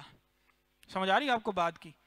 اور دیکھیں بد نصیبی کہ 6 مہینے تک عرب جنگ جیت رہے تھے، آخری 3-4 مہینوں میں ساری جنگ ہار گئے، اور ہارنے کی وجہ یہ تھی کہ یہودیوں کے فوجیوں کی تعداد میں مزید اضافہ ہوتا چلا گیا، حتیٰ کہ 1,40,000 ان کے فوجی ہو گئے، اور جو عرب فوجی تھے ان کی تعداد میں صرف 30-40 ہزار کا اضافہ ہوا، اور وہ بھی ایسے تھے کہ ان کے ہاتھوں میں سوائے ڈنڈوں کے اور پرانی بندوقوں کے اور کچھ نہیں تھا۔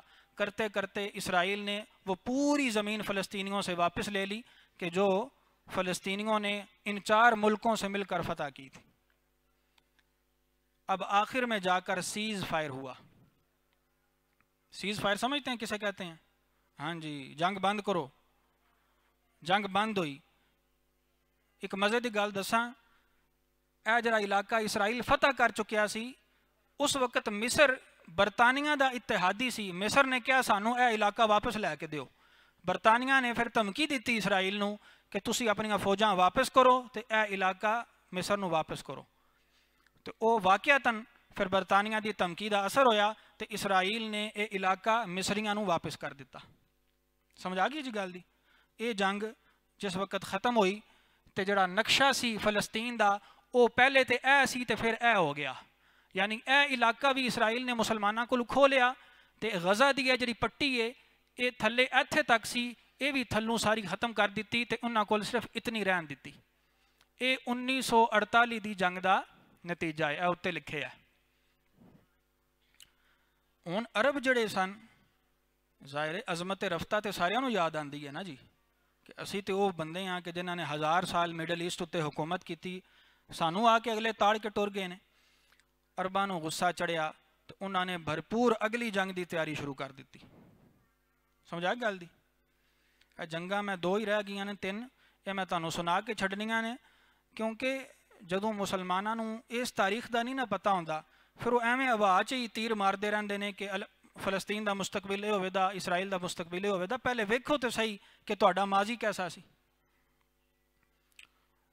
1956 کے اندر کیا ہوتا ہے کہ یہ جو ریڈ سی ہے، یہاں ایک نہر کھودی تھی برطانیہ نے اس سمندر اور اس سمندر کو ملانے کے لیے۔ اس نہر کے اوپر برطانیہ کی زندگی کھڑی تھی، کیونکہ 75% تیل جو تھا وہ اس نہر سوئس سے ہو کر ان کے ہاں جاتا تھا۔ یورپ کو بھی سارا تیل عرب ملکوں سے یہاں سے جاتا تھا، تو یہ لائف لائن تھی یورپ کی۔ مصر میں جمال عبد الناصر کی حکومت تھی، تو اس نے کہا کہ مجھے ڈیم بنانے کے لیے پیسے چاہیے۔ امریکہ نے کہا ہم تمہیں 70 کروڑ دیں گے، تو اس نے کہا ٹھیک ہے جی۔ اچھا، ساتھ ہی اس نے کیا کیا کہ روس جو تھا، روس اس وقت بڑی طاقت تھا، روس کا اس وقت رقبہ اتنا زیادہ تھا، یہ سارا حصہ روس کے اندر تھا، یہ بھی، تو روس نے مصر کے ساتھ دوستی کا ہاتھ بڑھایا اور ان سے کہا کہ اسلحہ وسلح لینا ہو تو ہم سے لے لیا کرو۔ مصر نے کہا جی سو بسم اللہ۔ انہوں نے مصر سے اسلحہ لیا، اس کی نمائش کی۔ چائنا بھی اس وقت نیا نیا بنا تھا، اس کے ساتھ بھی ہاتھ بڑھائے، دوستی کی، اس کی ایمبیسی کھولنے کی اجازت دی۔ تو امریکہ کو اس پر غصہ آ گیا کہ بھائی ہم تمہیں ڈیم کے لیے 70 کروڑ ڈالر دے رہے ہیں، تم ہمارے دشمنوں کے ساتھ دوستی کر رہے ہو۔ تو اس نے جمال عبد الناصر سے کہا کہ ہم تمہیں 70 کروڑ ڈالر نہیں دیں گے۔ اب جمال عبد الناصر پریشان ہو گیا کہ میں پھر ڈیم کیسے بناؤں گا۔ اسے آئیڈیا آیا کہ یہ جو سوئز کینال ہے، یہ جو نہر ہے، جس نہر کے اوپر یورپ کی ساری معیشت کھڑی ہے، میں اس نہر کو نیشنلائز کر لیتا ہوں، یعنی اپنے کنٹرول میں لے کر تو اس پر ٹیکس وصول کرتا ہوں۔ اب تک یہ برطانیہ کے کنٹرول میں تھی، اس نے جو ہی اس پر قبضہ کیا برطانیہ کو غصہ آ گیا. برطانیہ نے کہا کہ پچھلی جنگ میں ہمارے کہنے پر اسرائیل نے پیچھے فوجیں کی تھی, تم ہماری نیکی کا یہ صلہ دے رہے ہو. تو برطانیہ نے فرانس کے ساتھ مل کر اسرائیل کو اعتماد میں لے کر اگلے حملے کی تیاری شروع کر دی. سمجھ آ رہی ہے جی آپ کو بات کی؟ تو جب اگلے حملے کی تیاری شروع ہوئی تو اس تیاری کا مصر کو ذرا بھی نہیں تھا پتہ. البتہ حملہ کرنے سے پہلے انہوں نے امریکہ جو تھا اسے ایک دفعہ بتایا کہ ہم یہ کرنے والے ہیں. تو امریکہ کے سفیر نے کہا کہ ہم تو اس کے حق میں نہیں ہیں, آخری درجے میں بات چیت کرو, اگر بات چیت سے مسئلہ حل نہ ہو تب ہم تمہیں فوجی کارروائی کرنے دیں گے. لیکن انہوں نے امریکہ کی بات نہیں مانی, انہوں نے کہا کہ جی ہم نے حملہ ہی کرنا ہے. اب جناب برطانیہ, فرانس اور اسرائیل نے اچانک 1956 کے اندر حملہ کر دیا جی. پہلے دن مصر کے 200 طیارے انہوں نے تباہ کر دیے. کتنے طیارے؟ سارے رن وے تے کھلوتے سی, اڈن بھی نہیں دیتے.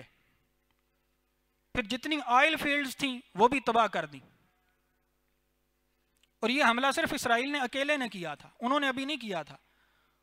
انہوں نے اسرائیل سے کہا کہ اچھا تم جنگ جاری رکھو, ہم بیچ میں جمال عبد الناصر کو ایک پیغام بھیجیں گے, اگر اس نے ہمارا پیغام ٹھکرا دیا تو پھر جنگ میں یہ بہانہ بنا کر ہم بھی اتر جائیں گے. انہوں نے پیغام بھیجا کہ تم اپنی فوج کو صحرائے سینا سے پیچھے دھکیل کر سوئز کینال کی یہ جو نہر ہے سوئز کینال, اس کے اس سائڈ پہ لے جاؤ. اس نے کہا میرا وطن ہے, میں اپنی وطن کی زمین میں اپنی فوج کو پیچھے کیوں کروں. تو برطانیہ کا لو جی سانوں میں غصہ چڑھ گیا. برطانیہ اور فرانس نے پھر اپنا اٹیک شروع کیا. انہوں نے سائپرس کے اندر اور مالٹا کے اندر پہلے ہی اپنے جہاز کھڑے کیے ہوئے تھے, تو ان جہازوں نے حملہ کیا اور مصر کی فوج کی اینٹ سے اینٹ بجا کر رکھ دی. سمجھ آ رہی ہے آپ کو بات کی؟ اب وہ اینٹ سے اینٹ جب بجا کر انہوں نے رکھ دی تو روس یہ سارا معاملہ دیکھ رہا تھا. روس نے پیغام بھیجا فرانس کو اور برطانیہ کو کہ اگر تم نے مصر پر حملہ بند نہ کیا تو اگر امریکہ ہیروشیما اور ناگاساکی پر ایٹمی حملے کر سکتا ہے تو ہم پیرس میں اور لندن میں کیوں ایٹمی حملہ نہیں کر سکتے. مصر ہمارا دوست ہے, لہٰذا یہ اپنا حملہ جو ہے نا روک دو. اب جب روس نے یہ دھمکی دی ایٹمی حملے کی تو امریکہ کے کان کھڑے ہو گئے. اس نے فوراً مداخلت کی اور جھڑکا برطانیہ کو بھی اور فرانس کو بھی کہ تم نے مجھے اعتماد میں لیے بغیر یہ جنگ کیوں شروع کی ہے. سمجھ آ رہی ہے آپ کو بات کی؟ یہ بات آپ کو چاہے بڑی عجیب لگے لیکن یہ سچ ہے کہ اس وقت پھر امریکہ کی مداخلت کی وجہ سے برطانیہ اور فرانس کو اس نے شٹ اپ کال دی اور ان سے کہا کہ میں تم پر معاشی پابندیاں لگا دوں گا اگر تم نے مصر کے اندر سے اپنی فوجیں باہر نہ نکالیں. آپ کو سمجھ آ رہی بات کی؟ انٹرنیشنل گیم اس طرح ہوتی ہے. برطانیہ اور فرانس آنکھیں کھول کر دیکھنے لگ گئے کہ ہمارا پرانا اتحادی ہمیں آنکھیں دکھا رہا ہے. تو امریکہ نے مداخلت کی, اس نے 1 سال کے اندر اندر ان دونوں کی فوجیں بھی نکلوائیں, مصر کو دوبارہ یہ صحرا واپس لے کر دیا اور یہ جہاں گولان ہائٹس پر جو شام کو شکست ہوئی تھی ان کی زرزمین سے بھی اسرائیل کو مجبور کیا کہ تم اپنی فوجیں واپس بلاؤ. یعنی 1956 کی اس جنگ میں جو اسرائیل جیت چکا تھا, امریکہ نے دوبارہ مسلمانوں کو ان کی زمینیں واپس لے کر دی. اے خدا دی مار یہ اور تو کچھ نہیں کہ ساڈے اپنے ساڈے کام نہ آئے تو پرائے ساڈے کام آئے. میں آج تو 6 مہینے پہلے وہ عظمت قرآن دی ریلی دے حوالے نال جڑی گل کیتی سی نا کہ اسی مسلمان اتنے طاقتور ہاں اج بھی دنیا دے وچ, مڈل ایسٹ دی پوری آئل انڈسٹری جڑی ہے ساڈے ہاتھ دے وچ بہت کچھ کر سکنے ہاں, چونکہ انٹرنیشنل گیم سانو کھیڈنی نہیں آندی, لہٰذا ہر تھاں مار کھانے ہاں. امریکہ نے یہ زمین بھی واپس لے کر دی, اسرائیل کو بھی پیچھے دھکیلا. اور مزے کی بات بتاؤں, اسرائیل اپنی ساری باتیں مصر سے منوا بھی نہیں سکا. مصر نے اس کی یہ معاشی لائن بند کی ہوئی تھی, یہ نقبہ کی نقبہ کا ایریا, اور یہ سویز کنال بھی اس پر بند تھی. اس میں سے صرف ایک مصر نے اس کے لیے کھولی, یہ اس کے لیے نہیں کھولی. یعنی اس وقت امریکہ مصر کا اس طرح ساتھ دے رہا تھا کہ اسرائیل اپنی ساری باتیں بھی نہیں منوا سکا.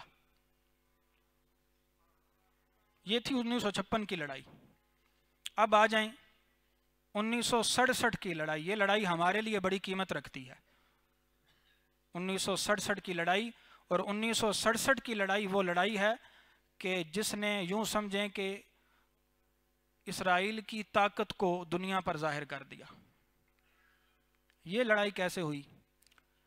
جمال عبد الناصر جو مصر کا صدر تھا، اس نے جنگی تیاری شروع کی ہوئی تھی خفیہ طور پر، اور تقریروں میں آ کر وہ دھمکیاں بھی دیتا رہتا تھا کہ اگر یہودیوں کو ہمارے ساتھ لڑنے کا اتنا ہی شوق ہے تو آئیں کھلے میدان میں ہمارے ساتھ لڑ لیں۔ اسرائیل جو تھا وہ اس کی دھمکیاں سن رہا تھا۔ اسرائیل نے انڈر گراؤنڈ اپنی تیاری شروع کر دی۔ اسرائیل کی ایئر فورس بڑی تکڑی تھی، اس کی بری فوجوں کے پاس بھی جدید ویپنز تھے۔ تو انہوں نے 1967 میں 67 میں حملہ کیا۔ کیسے حملہ کیا؟ مصر کو بھنک بھی نہیں پڑی تھی کہ نقبہ کا یہ جو سمندری علاقہ ہے، یہاں سے صبح 7:30 بجے اسرائیلی ایئر فورس نے نیچلی پرواز کرتے ہوئے حملے شروع کیے، یہاں سے اور یہاں سے۔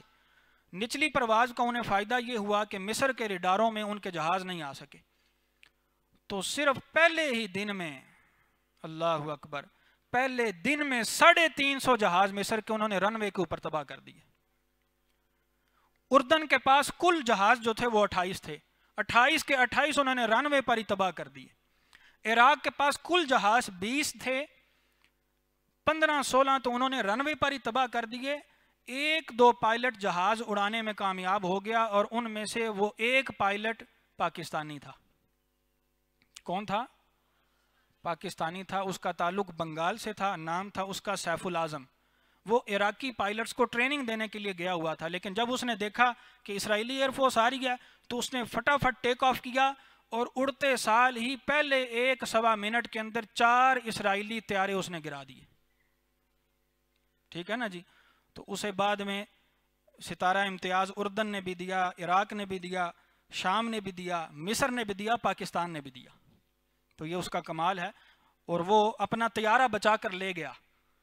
ٹھیک ہے جی؟ انہوں نے پیچھا تو بڑا کیا، ظاہر ہے وہ بہت زیادہ تعداد میں تھے نا، تو اکیلے نے 4 کو ڈاگ فائٹ کے اندر گرا دیا، اور پھر وہ طیارہ بچا کر نکل گیا۔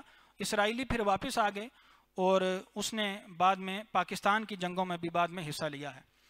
تو بہرحال 2 دنوں کے اندر 470 طیارے ان 4 اسلامی ممالک کے اسرائیل نے تباہ کر دیے، اور 10,000 مصری فوجی جو ہیں ان کو شہید کیا۔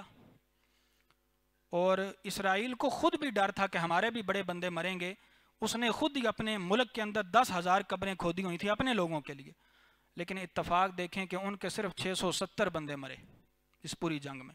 6 دنوں کے اندر اندر اردن نے بھی سیز فائر کر دیا، مصر نے بھی سیز فائر کر دیا، اور 2 دن کے بعد سیریا نے، شام نے بھی سیز فائر کر دیا۔ یہ ساری کی ساری جنگ بلا شرکت غیر اسرائیل جیت گیا۔ آپ کو بات کی سمجھ آ رہی ہے جی؟ جی۔ اور اس میں 4 اسرائیلی سپاہی مصری فوج نے گرفتار کیے۔ ان 4 کے بدلے میں 5,000 مصری جو تھے ان کو انہوں نے بازیاب کروایا۔ 4 کے بدلے 5,000۔ تھوڑے جی اگے اگے ہو جو، بس گل مکن والی ہے، پر تھوڑی جی تکلیف تو ہن کرنی ہے نا، تساں کیڑا بعد چ میرے قابو آنا ہے۔ ٹھیک،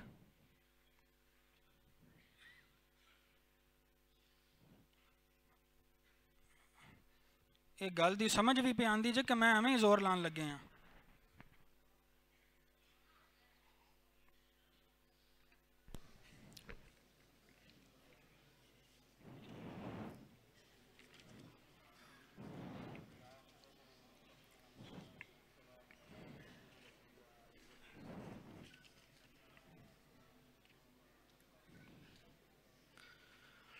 یہ تھی تیسری جنگ۔ اب آئیں گی چوتھی جنگ 1973 کی، یوم کپور کی جنگ۔ یوم کپور اسرائیل کا بڑا مقدس دن ہے۔ اس وقت مصر کا صدر تھا انور سادات۔ انور سادات نے خفیہ طور پر تیاری شروع کی، اور اس کا ایک انٹیلیجنس کا جنرل تھا، اس کا نام تھا مروان. اس کو اس نے کہا کہ تم اسرائیلی فوج کے پاس جاؤ، اسرائیلیوں کے پاس، اور تم ایکٹنگ کرو میرے ساتھ غداری کی.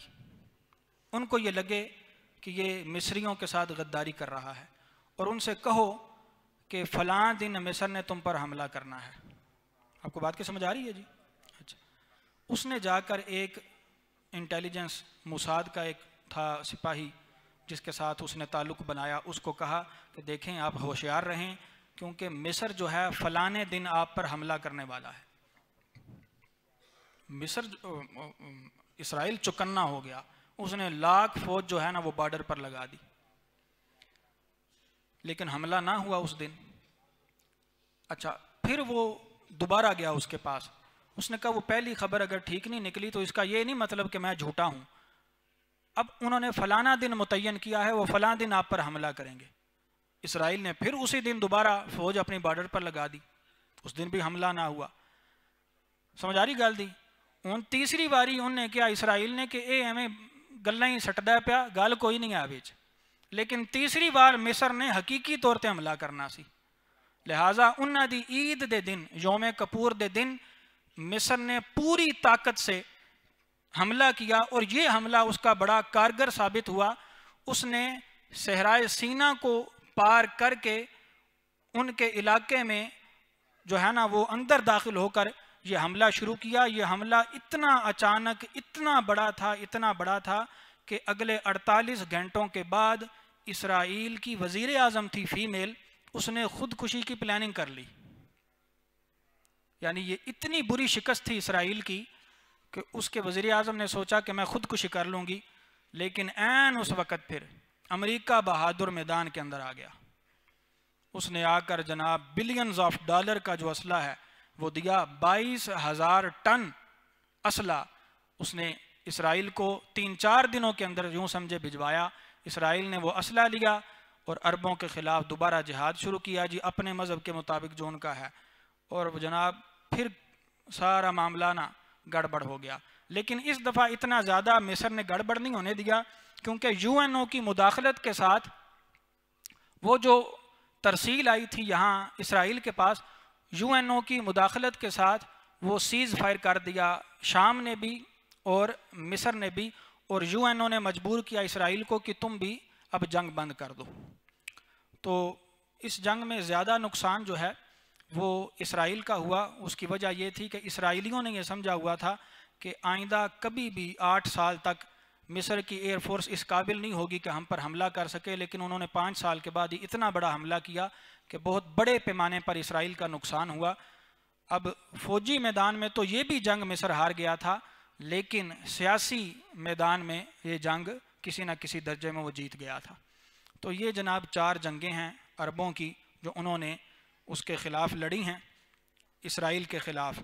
اب جو بات آپ سے کرنی ہے وہ یہ ہے کہ ہم پاکستان میں بیٹھ کر یہ سمجھتے ہیں کہ اگر فلسطینی بچوں کو وہ مار رہے ہیں تو ہم ان کی مدد کیوں نہیں کرنے جاتے. سوال آتا ہے نا ذہن میں.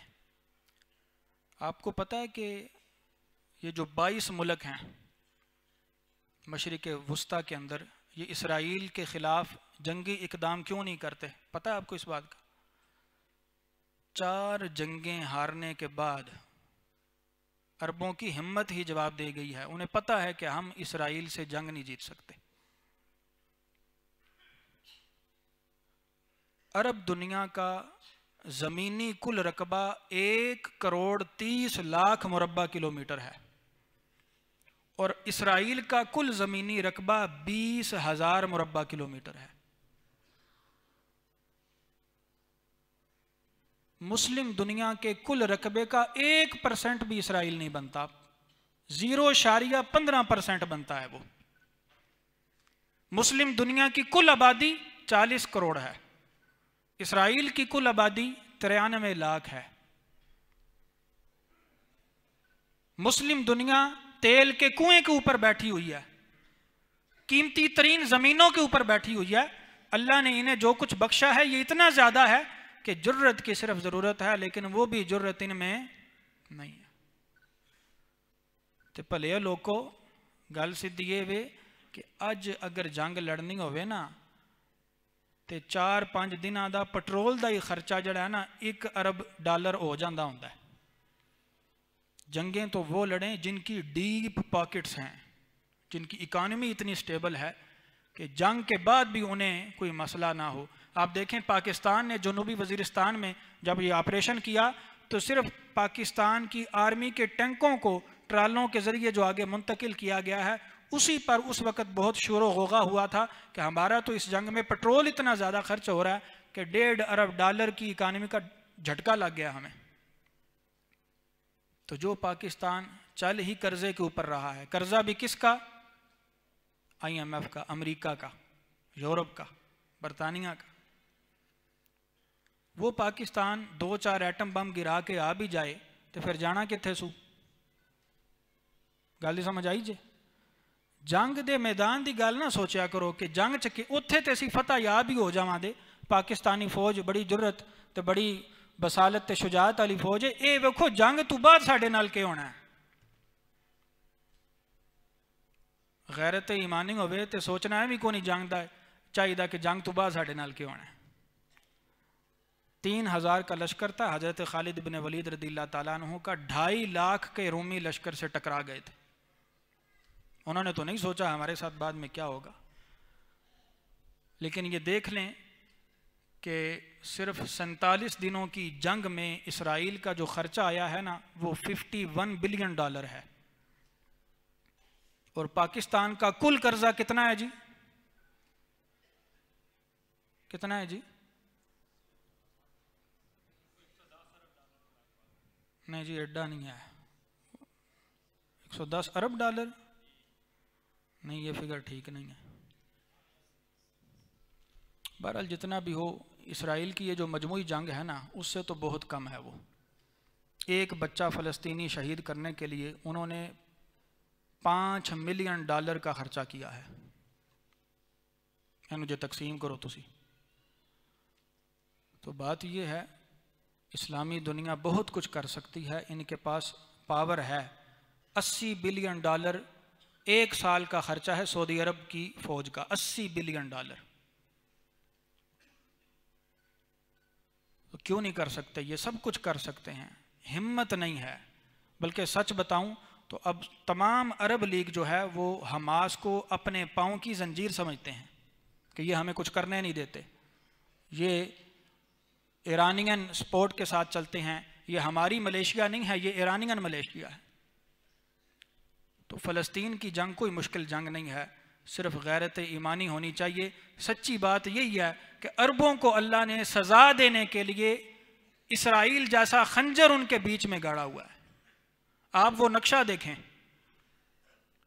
یہ اوپر میں یہ جو چوتھا نقشہ یہ والا، آپ اس نقشے کو دیکھیں، یہ خنجر کی طرح ہے کہ نہیں ہے؟ ادھر سے یہ ایسے لگتا ہے جیسے کسی نے دستے سے پکڑا ہو، لگتا کہ نہیں لگتا؟ اے خنجر ہے بالکل اسلامی دنیا دے سینے دے وچ، لیکن ویکھو پھر بھی اسلامی دنیا یہ غیرت نہیں کر رہی، اور اس دی ظاہر ہے کہ ایک تاریخ ہے 4 جنگاں ہارن تو بعد کندہ دل کردہ 5ویں بار مار کھاوے۔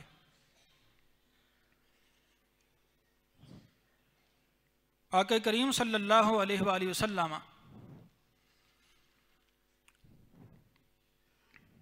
آپ کے خلفائے راشدین نے جو سب سے بڑی فوجی پلٹون بنائی ہے نا، بریگیڈ بنائی ہے، وہ 12,000 تھی۔ 12,000 کا فوجی دستہ کہیں بھی جاتا تھا نا، لوگ سمجھتے تھے فتح کر کے واپس آئے گا۔ طارق بن زیاد 7,000 لوگوں کے ساتھ اندلس میں اترا تھا۔ محمد بن قاسم 12,000 کے ساتھ سندھ میں اترا تھا۔ سلطان محمود غزنوی 25,000 کے ساتھ ہندوستان پہ آیا تھا۔ مسلمانوں کی تو کل جو تعداد تھی وہ اتنی ہوتی تھی، لیکن ہمیشہ وہ فاتح رہے ہیں اس دنیا کے۔ بات صرف جرت کی، غیرت کی ہے، اور اسلحے کی کوئی بات نہیں ہے۔ جنگیں اسلحے سے نہیں، غیرت ایمانی سے لڑی جاتی۔ فلسطینیوں کے حق میں آج کل جو بہت بڑا فیصلہ ہو بھی سکتا ہے نا، وہ یہی ہو سکتا ہے کہ کہ مسلم دنیا کم از کم ان کے لیے اتنا ہی کر دے کہ اپنی زمین میں وہ آزادی کے ساتھ چل پھر سکیں. اسرائیل کو مٹا دیں یہ ان کے بس کی بات نہیں ہے. آپ OIC کا آپ نے اجلاس دیکھا, ڈوب مرنے کا مقام ہے. 33 دنوں کے بعد جا کر انہوں نے اجلاس بلایا ہے. کتنے دنوں کے بعد جی؟ 33 دنوں کے بعد. بھئی تمہیں غیرت نہیں آئی؟ تم نے دوسرے دن کیوں نہیں اجلاس بلایا؟ اور پھر اجلاس میں ہوا کیا؟ طیب اردگان بھی بیٹھا ہے, محمد بن سلمان بھی بیٹھا ہے, ہیں جی, ایرانین سپریم لیڈر بھی بیٹھا ہے. باتیں کیا ہو رہی ہیں؟ یہ کر دو, وہ کر دو, ایسا ہے ویسا ہے, یہ غلط ہوا, وہ غلط ہوا, بس چائے وائے پی کے گھروں کو واپس. حالانکہ وہ جو اس کا آئین ہے OIC کا, اس کے آرٹیکل 8 میں لکھا ہوا ہے کہ ہم ہر جگہ پر فلسطین کا دفاع کریں گے, اسے سپورٹ کریں گے. اس کی بات ہی نہیں کی انہوں نے کہ ہم اس قضیے کو انٹرنیشنل عدالت میں لے کے جائیں گے. یہ بات ہی نہیں کی انہوں نے 33ویں دن جو اجلاس کیا اس کے اندر. تو اب یہاں سے اندازہ کریں کہ غیرت اتنی مر گئی ہے, اتنا بھی نہیں کر سکے کہ چلیں دنیا کو دکھانے کے لیے عدالت میں مقدمہ ہی لڑ سکیں. تو اس لیے ہم تو دعا کر سکتے ہیں, جس طرح اسرائیلیوں کی دعائیں سن سن کر اللہ نے نجات دلا دی تھی ان کو, بیبیلونین سویلائزیشن تھے, تو اللہ ہماری بھی سن لے اور فلسطینیوں کو ان ظالموں سے نجات دلا دے. ہم تو یہی کر سکتے ہیں, لڑنا ہمارا کام نہیں ہے, وہ تو فوجوں کا کام ہے. جان قربان کرنی ہو ہم حاضر ہیں, لیکن جدید جنگی گراؤنڈ کے اندر یہ آپ سب جانتے ہیں کہ یہ ممکن نہیں ہے. تو وقت میں نے آپ کا کافی لے لیا اس حوالے سے, لیکن یہ بات سمجھانا ضروری ہے, اور اس کی یہی وجہ ہے کہ ہمارے لوگ جذباتی باتیں کرتے ہیں تاریخ کو جانے بغیر. وہ مستقبل کے بارے میں بھی ایسی کہہ جاتے ہیں, ایسی مار جاتے ہیں کہ اس کا مسلم دنیا کے ساتھ حقیقت سے کوئی تعلق ہی نہیں بنتا. تو میں نے سمجھا کہ ہمیں اپنے لوگوں کو یہ بتانا چاہیے کہ مسلم دنیا کی ہسٹری اس خاص مسئلے کے اوپر کیا ہے, اور آئندہ ہم اس کو حل کیسے کر سکتے ہیں. اللہ جل شانہ ہمیں یہ سب سمجھنے کی اور اسے سمجھ کر اس کے بارے میں اچھی پلاننگ کرنے کی توفیق عطا فرمائے. وآخر دعوانا الحمدللہ.